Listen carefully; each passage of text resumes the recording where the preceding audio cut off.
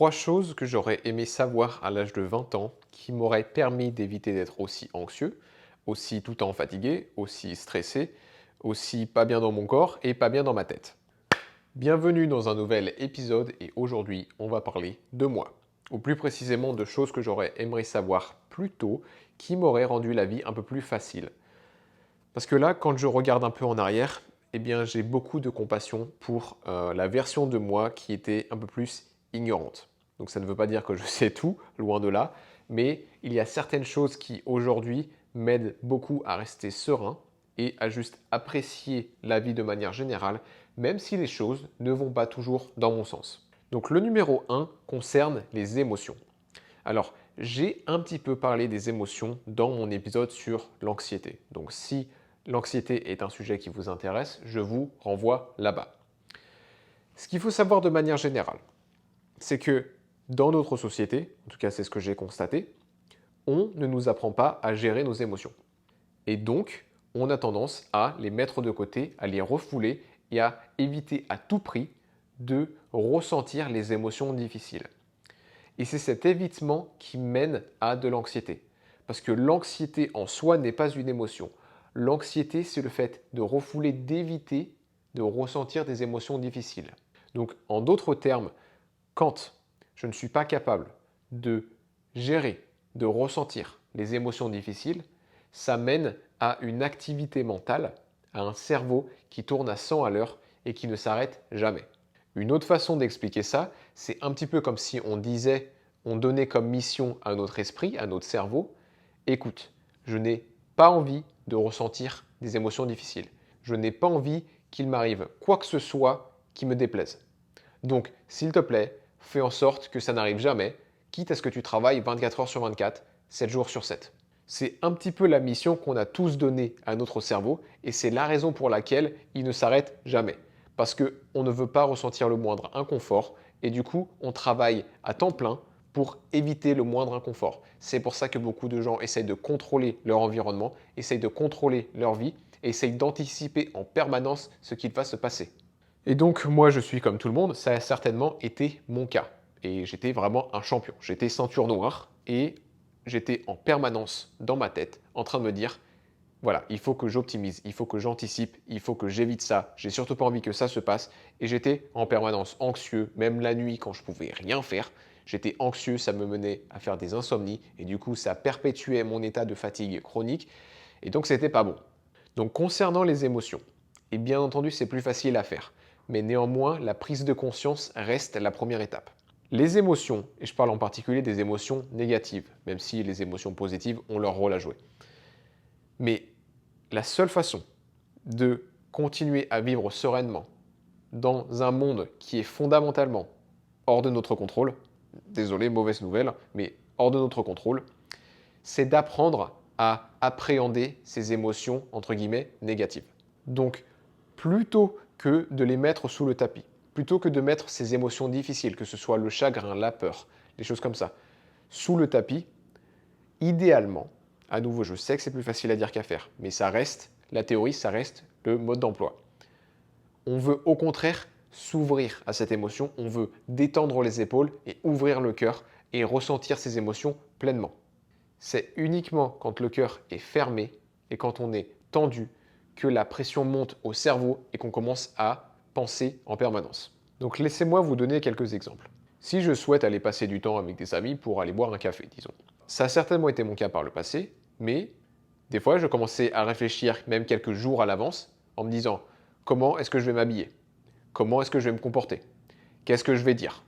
Etc., etc. Donc je commençais à vraiment penser et anticiper ce qui allait se passer. Donc si on décortique ce qui se passe, on peut se demander pourquoi est-ce que je fais ça? Et en fait, la façon la plus rapide d'identifier quel est le rôle que ça remplit, c'est de se dire si je ne pensais à rien, si j'oubliais, si je planifiais rien, qu'est-ce qui se passerait? Et ce qu'on voit assez rapidement, c'est qu'il y a une peur de ne pas être accepté par le groupe, une peur de ne pas être validé, une peur d'être rejeté. Et donc cette peur, c'est l'émotion qui est derrière toute cette activité mentale. Et donc maintenant, avec l'expérience, j'arrive à identifier quelle est l'émotion derrière l'activité mentale et à me dire, ah, c'est ça qui a besoin d'être ressentie, c'est cette peur qui a besoin d'être ressentie pour que je sois en paix derrière.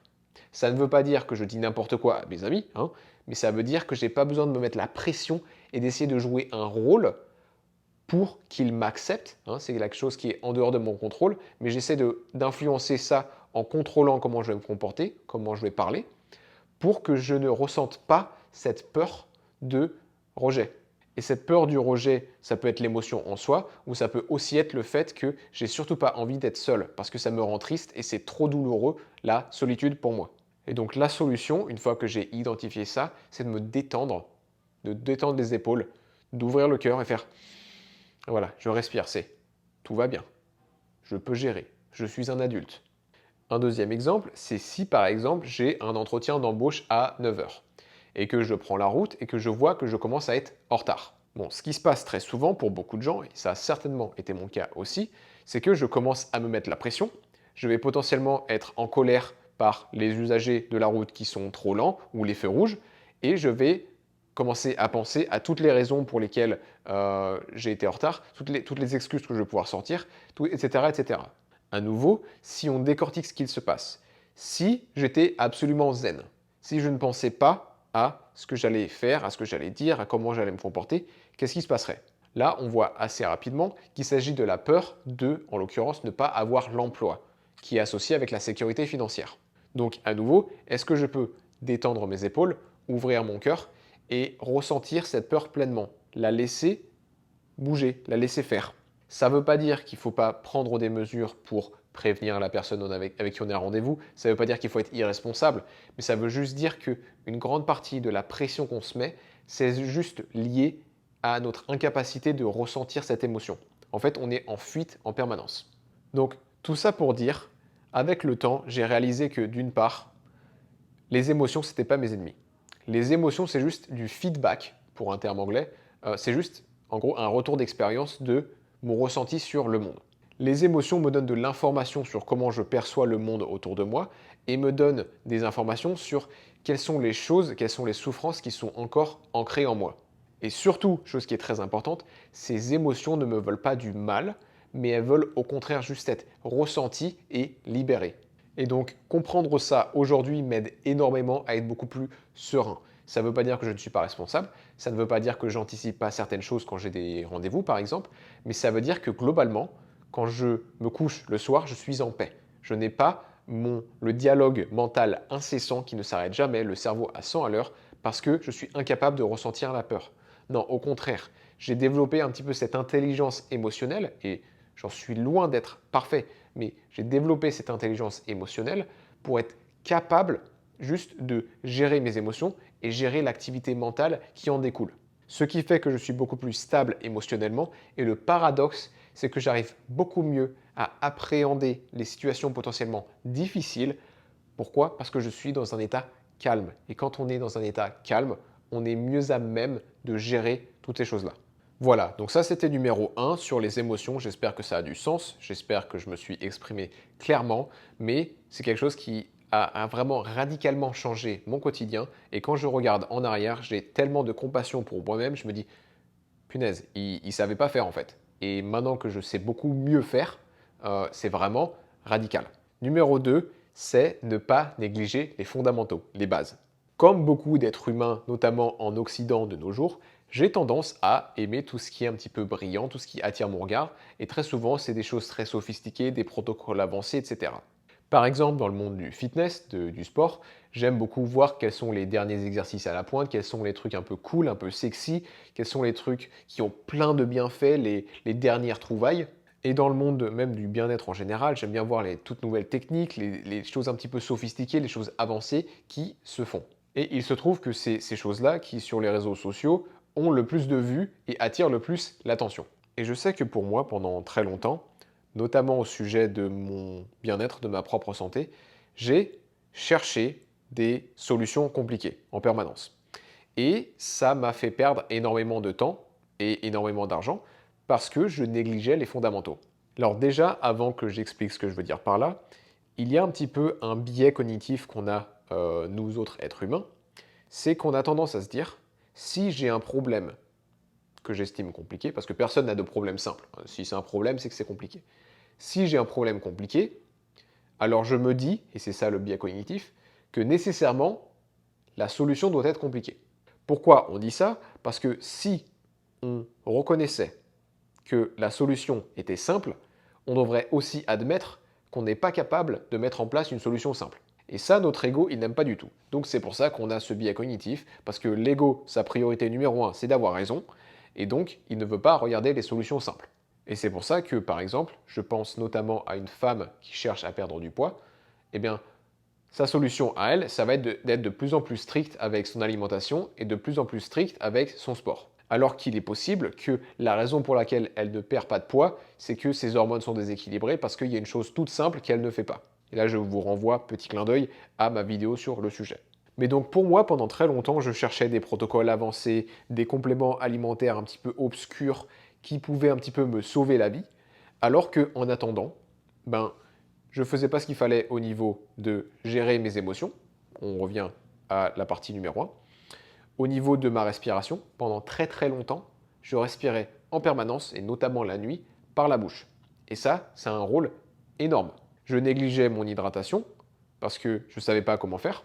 Mon alimentation, elle était très compliquée et trop contrôlée, et du coup, ça me donnait de l'anxiété. Pendant longtemps, tout ce dont je parle au niveau de l'environnement lumineux, comme vous pouvez le voir sur ma chaîne très souvent, je n'en étais pas du tout au courant, et pourtant c'est extrêmement basique, mais je ne le faisais pas du tout. Et en fait, aujourd'hui, donc quelques années plus tard, je vois que, en fait, la majorité des choses que je fais, c'est des choses basiques. Et en fait, quand on a des bases solides, mises en place, qu'on a régulièrement, qui nous conviennent, on n'a pas ou rarement besoin de protocoles avancés, de protocoles très sophistiqués. C'est le même concept dans mon boulot quand je vois quelqu'un qui a mal au dos et depuis très longtemps qui a vu des spécialistes, etc.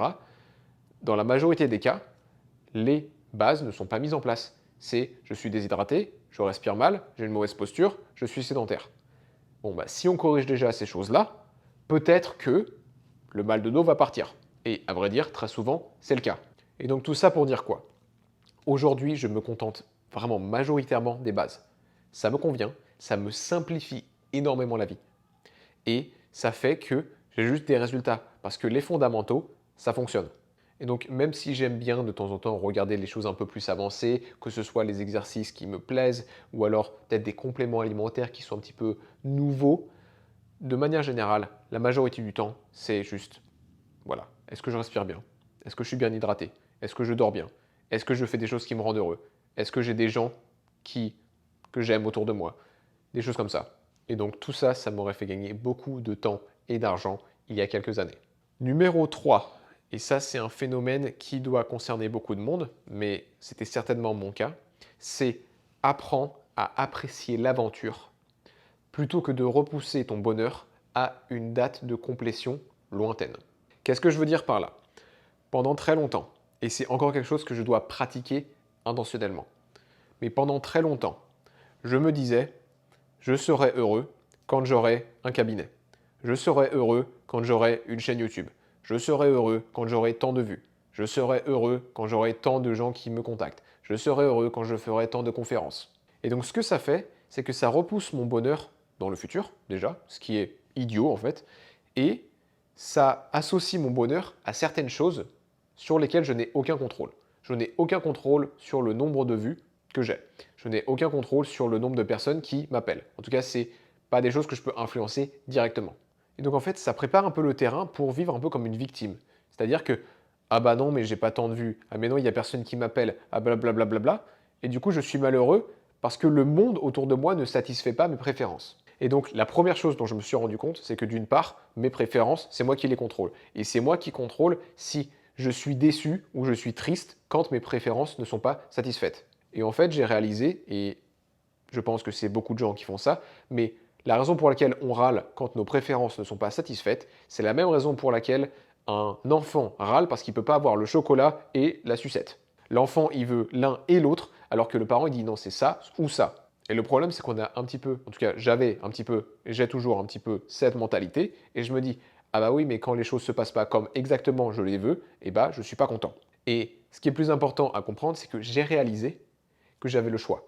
J'avais le choix de me dire, ah mais en fait, je peux tomber amoureux de l'aventure sur le chemin qui me mène à cet objectif. Et en fait, dès que je tombe amoureux de ça, dès que j'apprends à apprécier l'aventure, en fait, j'ai gagné.